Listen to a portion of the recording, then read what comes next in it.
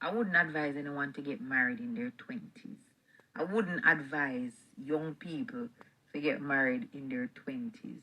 Because your twenties are your run free years. Your 20s are when you want to travel and explore the world. Your 20s are when you want to fuck any and everybody. The 20s are when you want to do your one night stand and you look hookups here and there. You know what I mean? Your one night affairs. And you call your friend and you say, oh my God, I know this. You say, yo, me G, you know what I say? You know what I mean? You fuck everybody, you eat everybody, you do everything where you want to do. You understand? And now your 30s now, you know, so well, you settle down. You find a partner and you settle down. You know, your eye not have to chase somebody else out there. Your partner is enough for you because you did everything that you needed to do within your 20s, and now it's a partnership with you and somebody.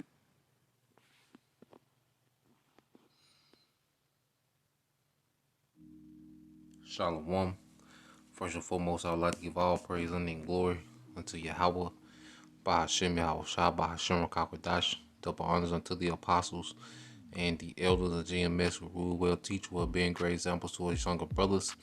And peace and blessings and salutations to the hopeful elect out there pushing his word in truth and in sincerity across the four winds.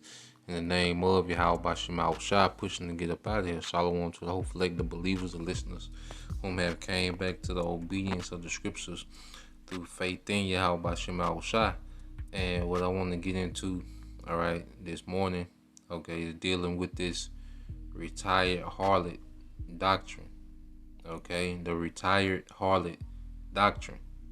All right, and what you have pretty much is the doctrine, and you can tell just by the behavior and the mindset of, modern women. Okay, westernized modern women, that this is a doctrine that has been passed down, okay, for the last few generations. Okay, and this is the doctrine of the retired harlots. All right, and this is the reason, modern women, okay, get up in age after they hit the wall and they find themselves in miserable situations based on this retired harlot doctrine. Okay, and it's nothing but an illusion, okay, of freedom and liberty. Now, when you go to the scriptures, I'm not gonna make this long, get straight to the point, because you can't speak too much, okay, against the the nigga woman. Okay, she is being protected by the powers to be. Okay, so when you go Sirach 26 and 22, and harlot shall be accounted as spittle, but a married woman is a tower against death to her husband. And I want to emphasize on the harlot shall be counted as spittle. See, you women, a lot of women think that they can go on 10-year runs, 12-year, okay, 15-year runs of pretty much, okay, being used up, suffering trauma after trauma, okay, being overstimulated, sexually, okay, and then they think they can hit a switch and settle down and live a traditional, okay, and have a traditional marriage, okay, when they get ready. But that's not the case. Okay, you're damaged at that point.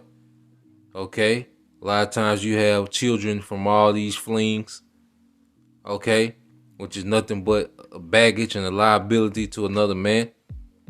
Okay, and there's a lot of women that think, when things get tough, that they're just gonna be able to hit a switch and someone is gonna come through and deliver. There's gonna be men lined up to aid them in their situation. A lot of women are finna be highly disappointed, okay, because as the scriptures say, a harlot shall be counted as spittle. See, a harlot, okay, is in the is for fun times, okay, and see, America is the first world country, okay, that enjoys convenience, okay, and is very privileged. So these type of women, yeah, men like to have fun. Okay, so these women, all right, have a value now. Okay, but when things collapse and it's about survival, okay, these women will be accounted as spittle. Okay, No one's going to be checking for them in these times. A lot of women are going to be disappointed, okay, of how their value drops in the time, okay, of scarcity, man. All right. And I'll get this precept here. Like I said, I ain't going to make it long. All right. And it lets you know that Eve was a weapon of Esau Edom by the way that she's being protected. Okay. Because as Eve is being exposed, she's being protected by the powers that be. All right, let you know that she was a major weapon in the breaking down of the nation of Israel, man, the tribes, man, so-called Negroes, Latinos, and Native Americans, man.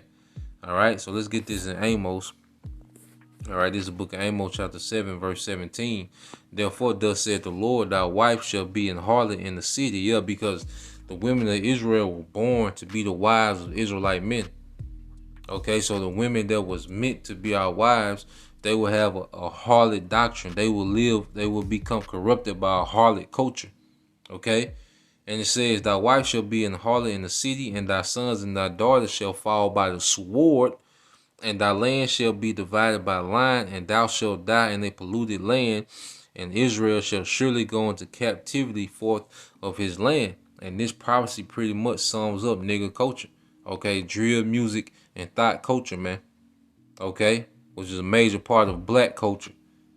Okay, and this prophecy sums that up.